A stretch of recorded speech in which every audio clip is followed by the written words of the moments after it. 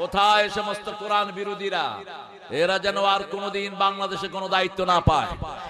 আমরা বিচার একজনের কাছে দেই।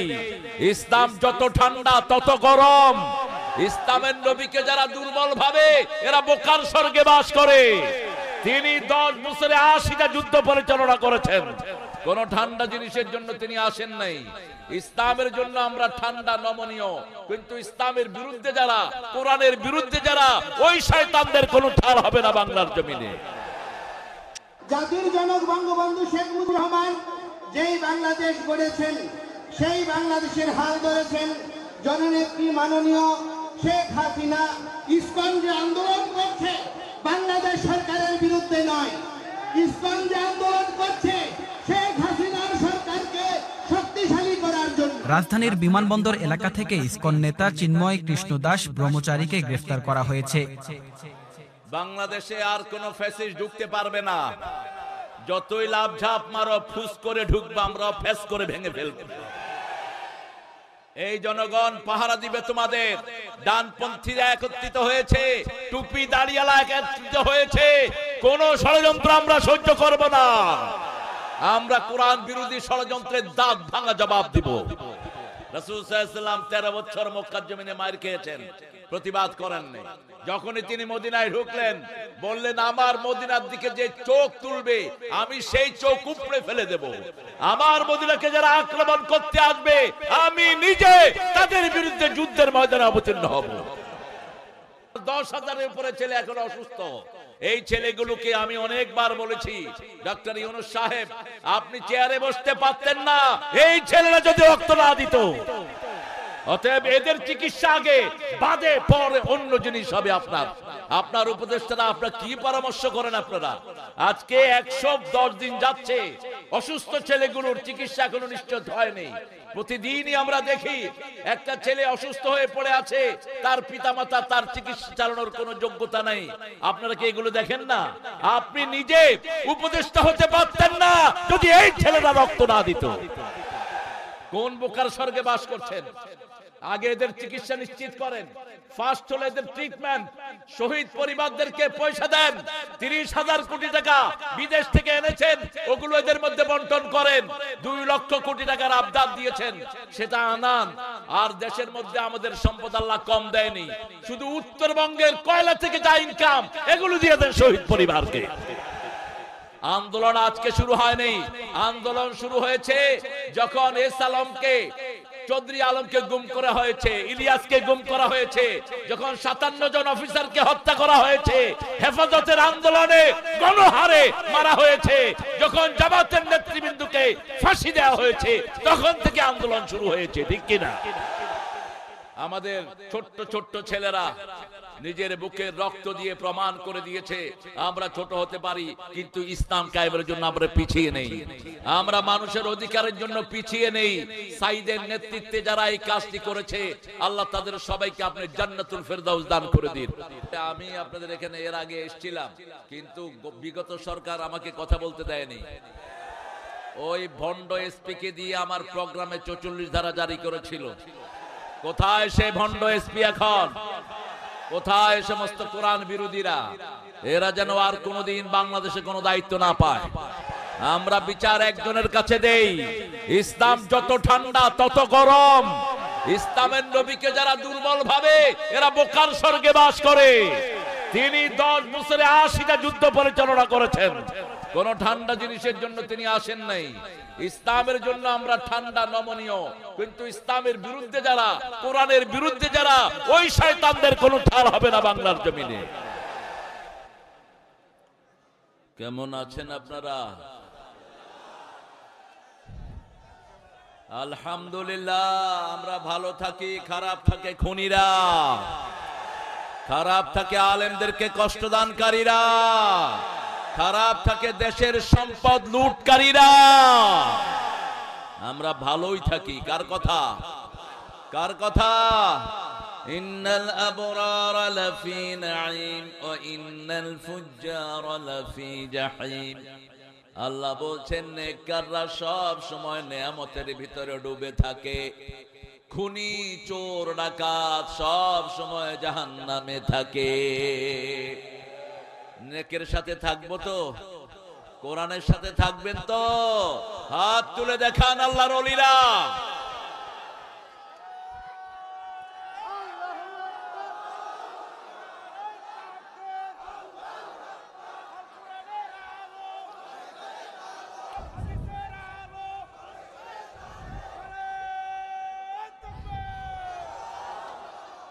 আল্লাহ সবাইকে কবুল করুন। আরো চিৎকার করে বলি আমিন। আজকের এই মাহফিল উত্তরবঙ্গের শ্রেষ্ঠ মাহফিল, আল্লাহ এটাকে কবুল করুন। আমরা দুরূদ রাসূলের উপর দিয়েছি সাল্লাল্লাহু। রাসূল কিন্তু সব নবীদের উপর দুরূদ পড়তেন, এজন্য রাসূল যেটা পড়তেন আমরা সেটা পড়ি। আল্লাহুম্মা সাল্লি আলা মুহাম্মাদ ওয়া আলা আলি মুহাম্মাদ কামা সাল্লাইতা আলা ইব্রাহিম ওয়া আলা আলি ইব্রাহিম ইন্নাকা হামিদুম মাজিদ। আল্লাহুম্মা বারিক আলা মুহাম্মাদ ওয়া আলা আলি মুহাম্মাদ কামা বারাকতা আলা ইব্রাহিম ওয়া আলা আলি ইব্রাহিম ইন্নাকা হামিদুম মাজিদ। প্রশংসা কার? সে আল্লাহর জন্য পড়ছি আলহামদুলিল্লাহ। আমরা আকাশের সবগুলো রহমতের দুয়ার খুলে নেই, পড়েন আল্লাহু আকবার কবীরা, আলহামদুলিল্লাহি কাসীরা, সুবহানাল্লাহি বুকরাতাও ওয়া আসীলা। এখন এমন প্রশংসা আল্লাহর করব যেটার সওয়াব কিয়ামত পর্যন্ত লেখা হবে। রাসূল যে দোয়াটা দৈনিক 9 বার পড়তেন সাল্লাল্লাহু, কয়বার? 9 বার পড়েন। সুবহানাল্লাহি ওয়া বিহামদিহি আদাদা খালকিহি ওয়া রিদা নফসিহি ওয়া জিনাতা আরশিহি ওয়া মিদাদা কালিমাতিহি। একটা প্রশংসার দোয়া এখন হবে যেটার পুরস্কার আল্লাহ নিজ হাতে দিবেন। বলেন তো কোন আমলের পুরস্কার আল্লাহ নিজ হাতে দিবেন? রোজা। রোজার জন্য আরো বেশি বলেছেন। এখানে খুব শোরগোল হচ্ছে প্রিয় ভাইরা, কথা বলবো না, কথা বলবো না। যে যেভাবে দাঁড়িয়ে থাকতে পারেন থাকেন। পৃথিবীর কোন মাঠে কোরআনের জায়গা হয় না। আগামীর পৃথিবী ইসলামের পৃথিবী, আগামীর পৃথিবী কোরআনের পৃথিবী, আগামীর পৃথিবী মাহদীর পৃথিবী। আল্লাহ আমাদের সবাইকে কবুল করুন। কথা বলবো না। ফাফসাহ ইয়াহসাবিল্লাহ। আপনি আরেক ভাইকে জায়গা করে দেন, আল্লাহ নিজে আপনাকে জান্নাতে জায়গা করে দিবে। কথা বলে যেন কারো ডিস্টার্ব না করি। এখানে বসো।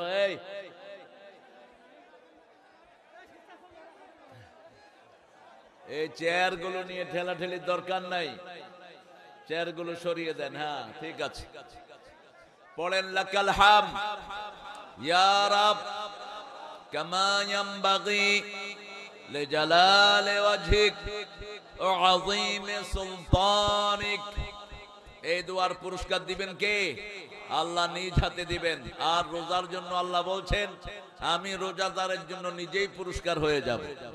হয় নিজে দেব, না হয় নিজেই পুরস্কার হয়ে যাব। আনা আজজি বিহি আও উজজা বিহি। এজন্য আমরা আল্লাহর কোরআনের নসিহত নেয়ার জন্য দুটি শর্ত মানতে হয়। কয়টি?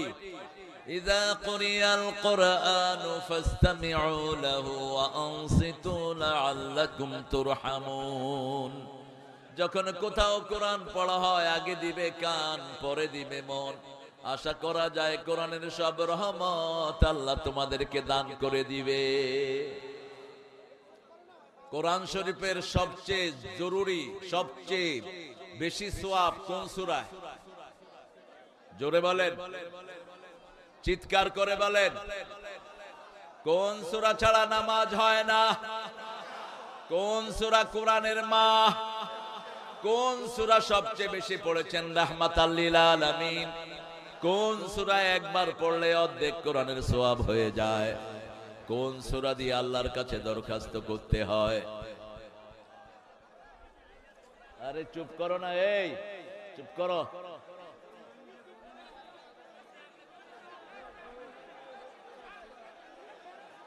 এদেরকে এখান থেকে বের করে দাও, বের করে দাও এখান থেকে। এই অল্প কিছু মানুষ সবাই ডিস্টার্ব করতেছে।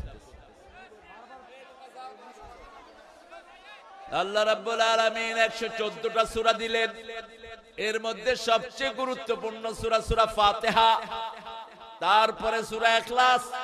প্রতিদিন রাসূল 50 বারের বেশি পড়তেন। কুল হুয়াল্লাহু পড়েন, কুল হুয়াল্লাহু আহাদ আল্লাহুস সামাদ লাম ইয়ালিদ ওয়া লাম ইউলাদ ওয়া লাম ইয়াকুল লাহু কুফুয়ান। তারপরে পড়তেন ইন্না আ'তাইনাকাল কাউসার ফাসাল্লি লিরাব্বিকা ওয়ানহার ইন্না শানিয়াকা হুয়াল আবতার। আল্লাহর হাবিব সাল্লাল্লাহু আলাইহি ওয়াসাল্লাম প্রতিদিন 5 পারার বেশি কোরআন পড়তেন। আমরাও যেন পড়তে পারি, আল্লাহ তৌফিক দান করেন। যারা আলেম, যারা মানুষের সামনে কথা বলে, ইবনে ওমরের হাদিস অনুযায়ী তোমরা 1 মঞ্জিল পড়বা। 7 মঞ্জিলে কোরআন বিভক্ত। কয় মঞ্জিল? 7 মঞ্জিল। কোরআনে 5টা জিনিস আল্লাহ দিয়েছেন। প্রথম দিয়েছেন আয়াত, তারপরে রুকু, তারপরে সূরা, তারপরে মঞ্জিল, তারপরে আমরা যেটা পড়ি। কোরআনের ভিতরে আল্লাহ রাব্বুল আলামিন পারা দিয়েছেন 30টা। কয়টা? 30টা। কোরআনের কোন অক্ষর রাসূল ঠিক করেন নাই।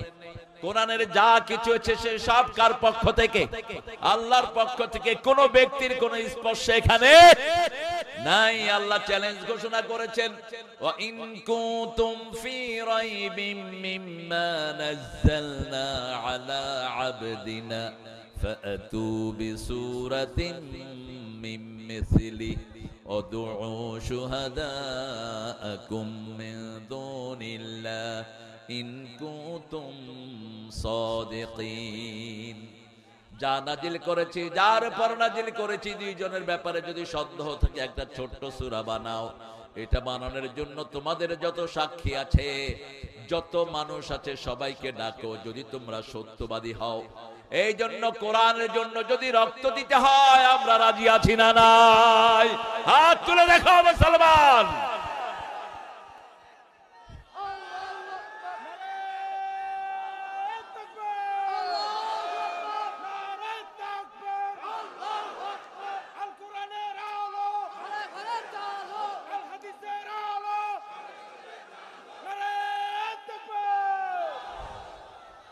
আজকে এখান থেকে কিছু গুণ নিয়ে আমরা এখান থেকে যাব। আল্লাহ তৌফিক দান করেন।